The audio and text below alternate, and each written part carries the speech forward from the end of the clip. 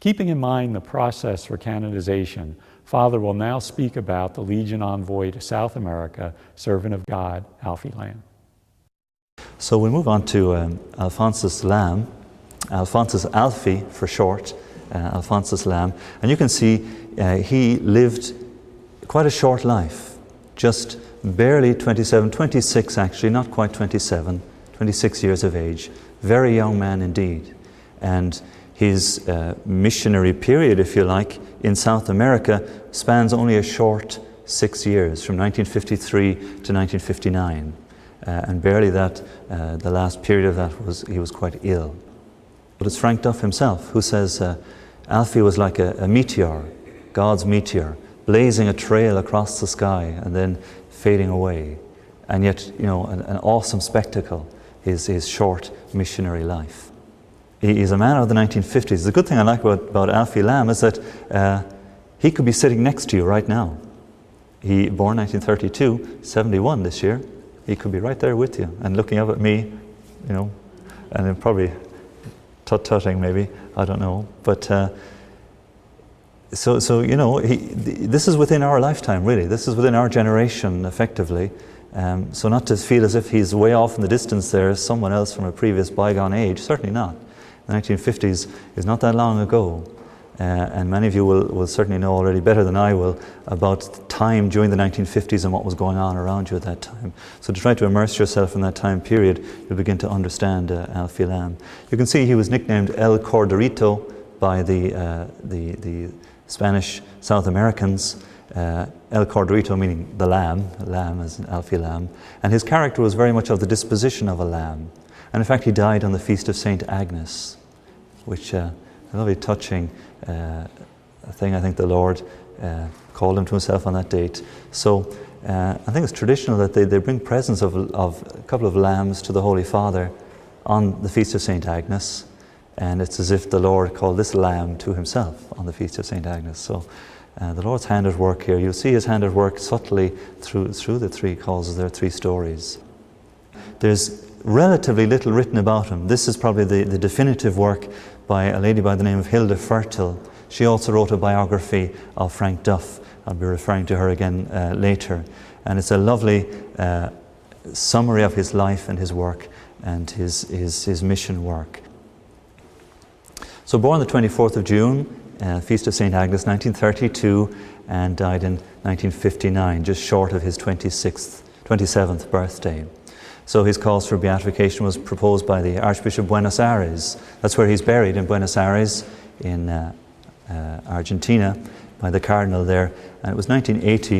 It may have been possible that his cause was introduced even earlier than that, but I think officially in 1980 it was introduced. And at that time Frank Duff wrote his article about Alfie Lambe to commemorate that occasion and to try to generate awareness about Alfie Lambe. So his cause has been introduced and it's been accepted by Rome, so he's known then as the servant of God. Now he was born in a place called Tullamore, probably not known to any of you. Ireland is quite a small country really. If you were to get in your car and drive from one end of Ireland to the other, top to bottom, it wouldn't take you more than maybe 7 hours, something like that. And if you were to go from side to side across Dublin to Galway, say about 3 hours, you fall off the end and the next stop is New York. So nowhere else to go. So he was born in a little town right in the heart of Ireland, Tullamore, a small little place. There's a beautiful cathedral there now. So, you know, a true Irishman from a good Catholic Irish family. So I don't have much details about his family actually. There's so little written on Alfie Lambe, it's hard to kind of get a grip on his background, but we know that he was certainly from a very good, solid Catholic family of the 1930s. His mother would have meant a lot to him. By the age of 13, he had decided himself that he was going to go to religious life. He wanted to become a Christian brother. So I think by the age of 15, certainly by 17, it was 1949 or so, he was 17, he entered the Christian Brothers, and there's a photograph there of him in the Christian Brothers with his soutane and his collar on him there as a novice around 1949. I guess that's some of his family there with him too.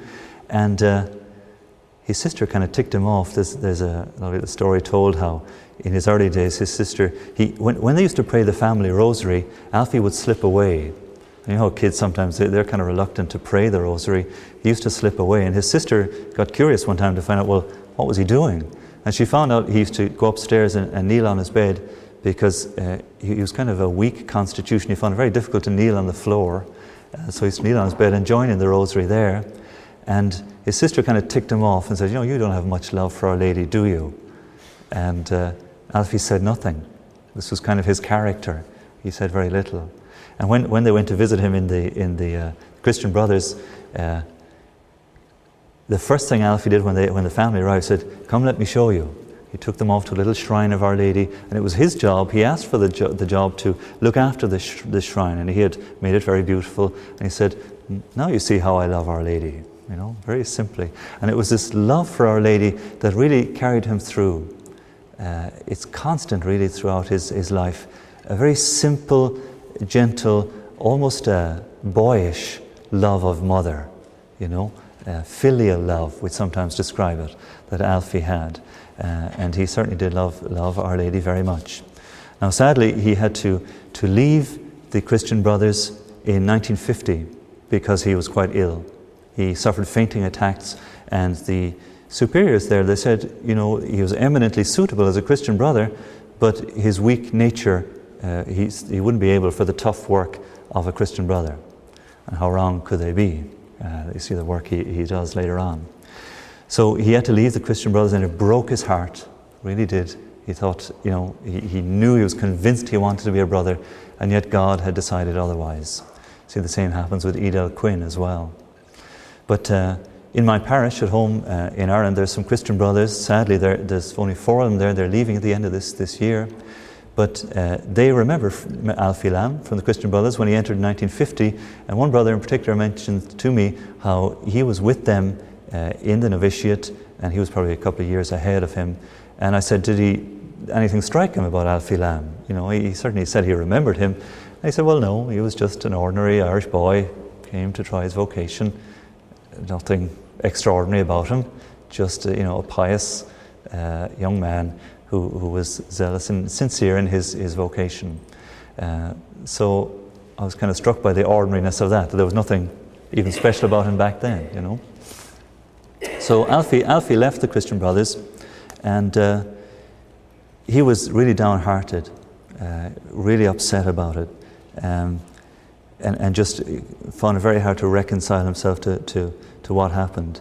But as it turned out, Frank Duff came to visit the Christian Brothers. He gave a talk on the Legion of Mary in 1950, and Alfie heard about it, and it made an impression on him, and so much so that after he had left the Brothers and got his first job, Alfie, I think I've got the date written down there, the 6th of July 1950, he joined the Legion of Mary in his hometown in Tullamore, and joined up there and took to it really like the duck to water, loved the Legion, and was thrilled with the work, and very enthusiastic, and really felt he had found what he wanted to do.